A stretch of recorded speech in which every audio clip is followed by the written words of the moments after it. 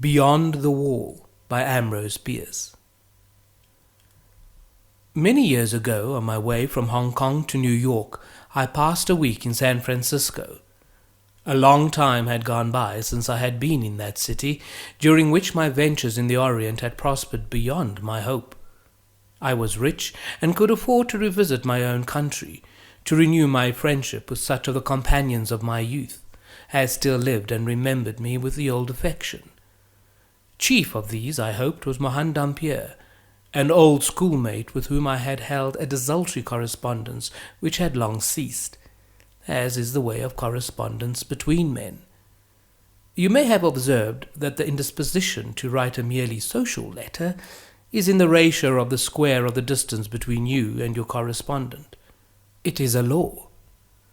I remember Dampier as a handsome, strong young fellow of scholarly tastes, with an aversion to work and a marked indifference to many of the things that the world cares for, including wealth, of which, however, he had inherited enough to put him beyond the reach of want. In his family, one of the oldest and most aristocratic in the country, it was, I think, a matter of pride that no member of it had ever been in trade nor politics, nor suffered any kind of distinction.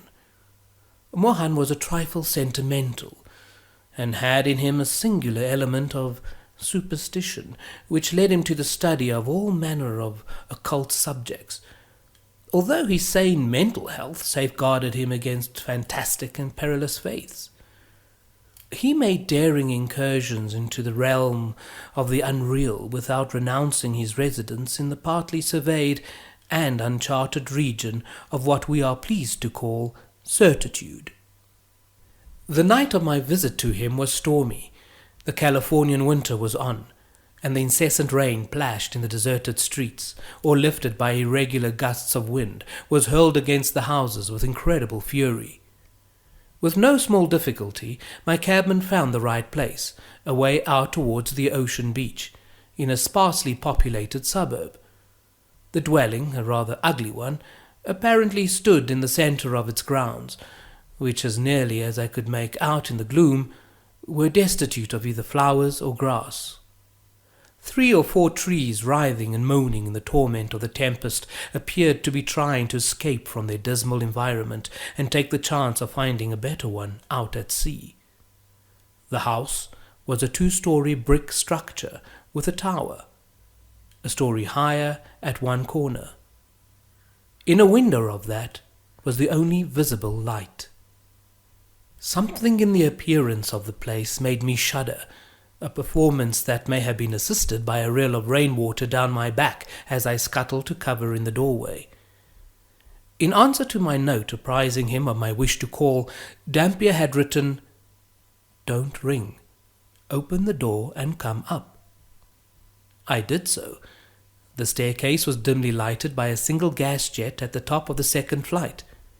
I managed to reach the landing without disaster, and entered by an open door into the lighted square room of the tower. Dampier came forward in gown and slippers to receive me, giving me the greeting that I had wished, and if I had held a thought, that it might be more fitly have been accorded me at the front door. The first look at him dispelled any sense of his inhospitality. He was not the same.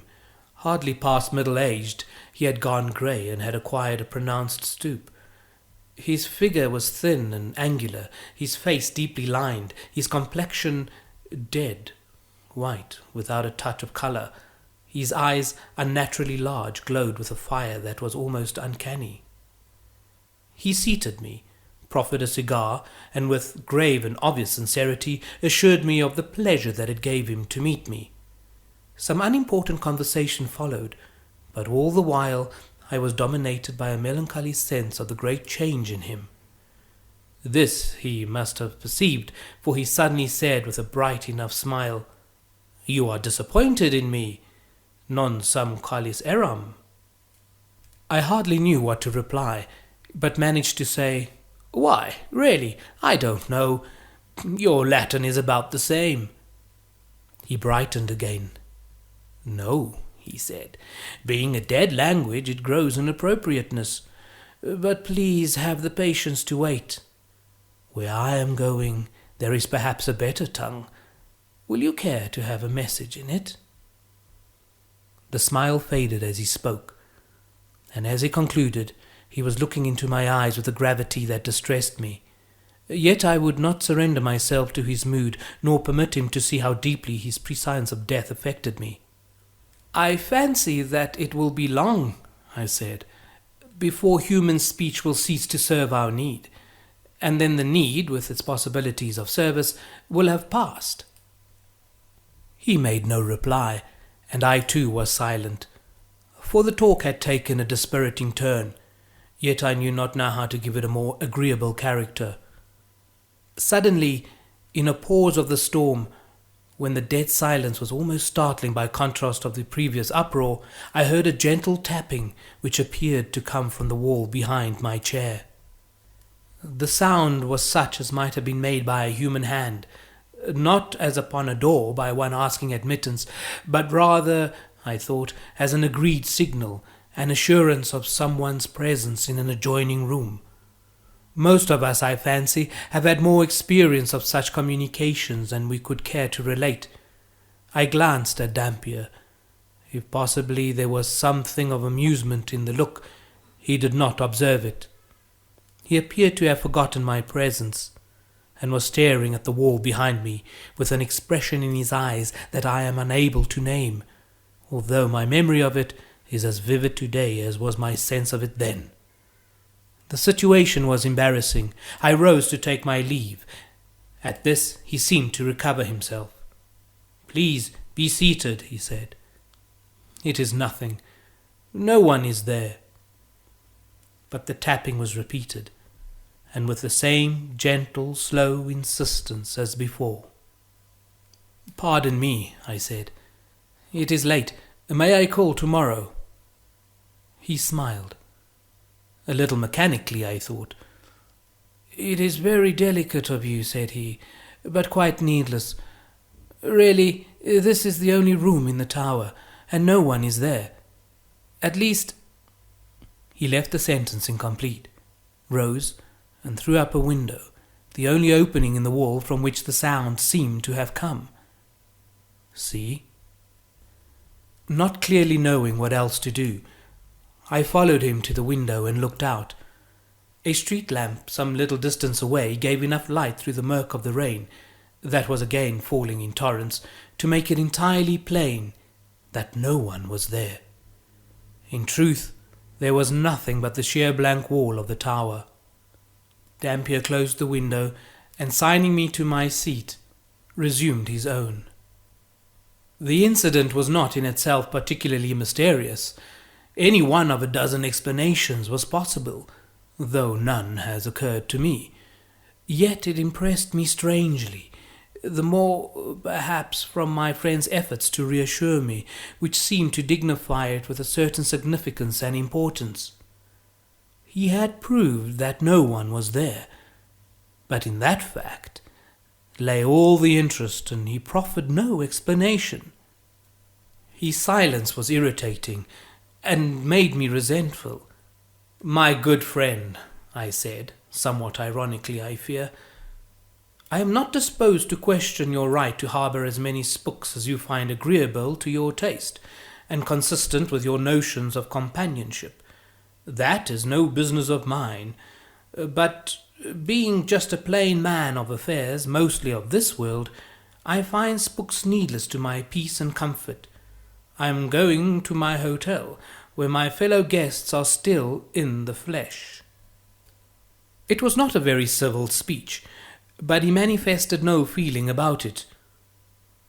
"Kindly remain," he said. "I am grateful for your presence here. What you have heard tonight, I believe myself to have heard twice before. Now I know it was no illusion. That is much to me, more than you know. Have a fresh cigar and a good stock of patience while I tell you the story." The rain was now falling more steadily, with a low monotonous susurration, interrupted at long intervals by the sudden slashing of the boughs of the trees as the wind rose and failed.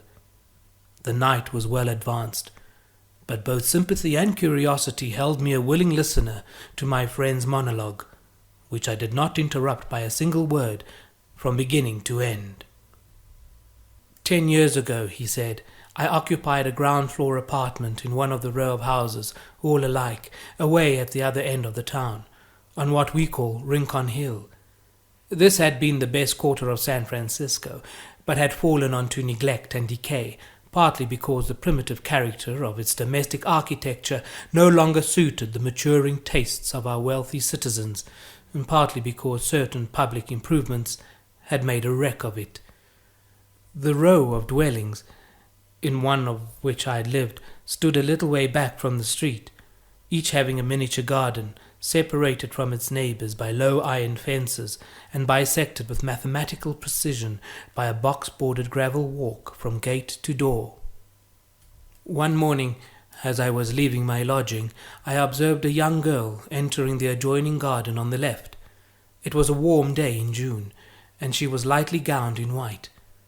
From her shoulders hung a broad straw hat, profusely decorated with flowers and wonderfully beribboned in the fashion of the time. My attention was not long held by the exquisite simplicity of her costume, for no one could look at her face and think of anything earthly. Do not fear, I shall not profane it by description. It was beautiful exceedingly. All that I had ever seen or dreamed of loveliness was in that matchless living picture by the hand of the divine artist. So deeply did it move me, that without a thought of the impropriety of the act, I unconsciously bared my head as a devout Catholic or well-bred Protestant uncovers before an image of the Blessed Virgin. The maiden showed no displeasure. She merely turned her glorious dark eyes upon me with a look that made me catch my breath, and without other recognition of my act, passed into the house. For a moment I stood motionless, hat in hand, painfully conscious of my rudeness, yet so dominated by the emotion inspired by that vision of incomparable beauty that my penitence was less poignant than it should have been. Then I went my way, leaving my heart behind. In the natural course of things, I should probably have remained away until nightfall, but by the middle of the afternoon I was back in the little garden, affecting an interest in the few foolish flowers that I had never before observed. My hope was vain. She did not appear. To a night of unrest succeeded a day of expectation and disappointment, but on the day after, as I wandered aimlessly about the neighbourhood, I met her. Of course I did not repeat my folly of uncovering, nor venture by even so much as to long a look to manifest an interest in her, yet my heart was beating audibly. I trembled and consciously coloured as she turned her big black eyes upon me with a look of obvious recognition, entirely devoid of boldness or coquetry. I will not weary you with the particulars. Many times afterwards I met the maiden, yet never either addressed her or sought to fix her attention, nor did I take any action toward making her acquaintance. Perhaps my forbearance, requiring so supreme an effort of self-denial, will not be entirely clear to you. That I was heels over head in love is true, but who can overcome his habit of thought, or reconstruct his character? I was what some foolish persons are pleased to call, and others more foolish are pleased to be called, an aristocrat. And despite her beauty, her charms and grace, the girl was not of my class. I had learnt her name, which it is needless to speak, and something of her family. She was an orphan, a dependent niece of the impossible elderly fat woman in whose lodging-house she lived. My income was small, and I lacked the talent for marrying. It is perhaps a gift. An alliance with that family would condemn me to its manner of life, part me from my books and studies, and in a social sense reduce me to the ranks. It is easy to deprecate such considerations as these, and I have not retained myself for the defence. Let judgment be entered against me, but in strict justice all my ancestors for generations should be made co-defendants, and I'd be permitted to plead in mitigation of punishment the imperious mandate of heredity. To a mesalliance of that kind, every globule of my ancestral blood spoke in opposition. In brief, my tastes, habits, instincts, with whatever of reason, my love had left me, all fought against it. Moreover, I was an irreclaimable sentimentalist, and found a subtle charm in an impersonal and spiritual relation which acquaintance might vulgarize and marriage would certainly dispel. No woman, I argued, is what this lovely creature seems. Love is a delicious dream. Why should I bring about my own awakening? The course dictated by all this sense and sentiment was obvious. Honor, pride, prudence, preservation of my ideals, all commanded me to go away. But for that I was too weak. The utmost that I could do by a mighty effort of will was to cease meeting the girl, and that I did. I even avoided the chance encounters of the garden, leaving my lodging only when I knew that she had gone to her music lessons, and returning after nightfall. Yet all the while I was as one in a trance, indulging the most fascinating fancies and ordering my entire intellectual life in accordance with my dream. Ah, my friend, as one whose actions have traceable relation to reason, you cannot know the fool's paradise in which I lived. One evening the devil put it into my head to be an unspeakable idiot. By apparently careless and purposeless questioning, I learned from my gossipy landlady that the young woman's bedroom adjoined my own, a party wall between. Yielding to a sudden and coarse impulse, I gently rapped on the wall. There was no response, naturally, but I was in no mood to accept a rebuke. A madness was upon me, and I repeated the folly, the offence, but again ineffectually, and I had the decency to desist. An hour later, while absorbed in some of my infernal studies, I heard, or thought I heard, my signal answered. Flinging down my books, I sprang to the wall, and as steadily as my beating heart would permit, gave 3 slow taps upon it. This time the response was distinct, unmistakable. 1, 2, 3, an exact repetition of my signal. That was all I could elicit, but it was enough. Too much. The next evening, and for many evenings afterwards, that folly went on, I always having the last word. During the whole period I was deliriously happy, but with the perversity of my nature I persevered in my resolution not to see her. Then, as I should have expected, I got no further answers. She is disgusted, I said to myself, with what she thinks my timidity in making no more definite advances, and I resolved to seek her and make her acquaintance, and what? I did not know, nor do I now know what might have come of it. I know only that I passed days and days trying to meet her, and all in vain. She was invisible as well as inaudible. I haunted the streets where we had met, but she did not come. From my window I watched the garden in front of her house, but she passed neither in nor out. I fell into the deepest dejection, believing that she had gone away, yet took no steps to resolve my doubt by inquiry of my landlady, to whom, indeed, I had taken an unconquerable aversion from her having once spoken of the girl with less of reverence than I thought befitting. There came a fateful night. Worn out with emotion, irresolution, and despondency, I had retired early and fallen into such sleep as was still possible to me. In the middle of the night, some malign power bent upon the wrecking of my peace forever caused me to open my eyes and sit up, wide awake and listening intently, for I knew not what. Then I thought I heard a faint tapping on the wall, the mere ghost of the familiar signal.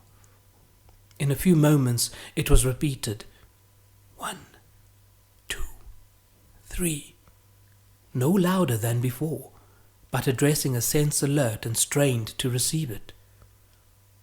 I was about to reply when the adversary of peace again intervened in my affairs with a rascally suggestion of retaliation. She had long and cruelly ignored me. Now I would ignore her. Incredible fatuity. May God forgive it. All the rest of the night I lay awake, fortifying my obstinacy with shameless justifications, and listening. Late the next morning, as I was leaving the house, I met my landlady entering. "Good morning, Mr. Dampier," she said. "Have you heard the news?"